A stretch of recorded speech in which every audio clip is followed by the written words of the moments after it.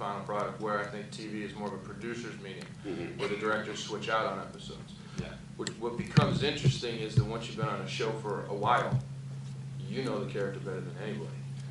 Yeah, So, and it's scary at the same time when directors come like, are you the Right. junkie or the drug dealer? you're like, man, let me buy you the DVDs so that so you can get caught up, then we'll have a conversation. Yeah, that's right. But a good example is, there was a scene where, my character, this big country werewolf dude, he kind of comes out of this, the vampires can hypnotize people, and I get hypnotized, and I come out of it and don't know where I am. And I'm going, where are, while I'm driving this truck, and I'm like, where are we? And I'm kind of looking around at street signs, where are we, And the director said, okay, cut. He said, hey, why don't you take that line to her?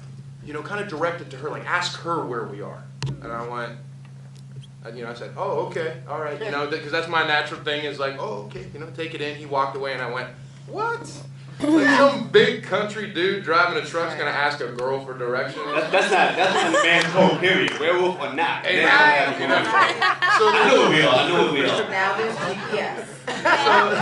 So he'd rather drive around for 8 hours, That's right.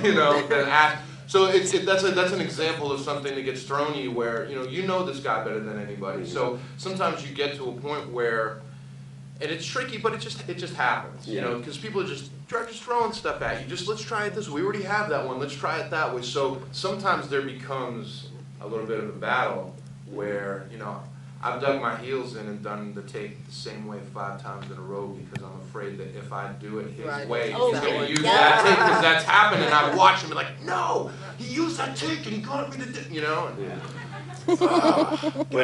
But in movies, you have more trust. Yeah, I think in movies. Yeah, I think in movies you do definitely because. But I mean, every director works in a different way. Right. So that's the really interesting thing. That in film, I think it's more of you never know what you're going to get. Yeah. I mean, the Soderbergh was interesting because he's his own DP, his own camera guy. So he's already breaking down his He got the whole thing in his head. Yeah. He didn't want to explain it to anybody. It's just like, give me a track right here, and okay, you guys just stand where you were standing, and I'm just going to film it. And then you look and you go, whoa, how did he see that? And that's crazy. And so he has it all in his mind. But like David Ayer wants you to come up with your own stuff, and he's like, okay, we got it. Let's improv. Yeah. Now, improving in a David Ayer action DEA drug war movie means Sam Worthington's flying off of the desk, throwing a WWF elbow at you, and your body slamming up, and that's improv. Yeah. Because I don't know if they did that at the Groundlings, but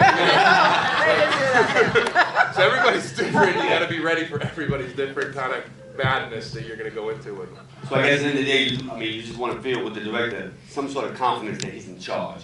Yes. He knows what he's doing. That he has his own vision. He's got it all thought out, and then you go, yeah, man, okay, let's do it that way. Well, I think you want a director who has it all thought out, but I think you also need a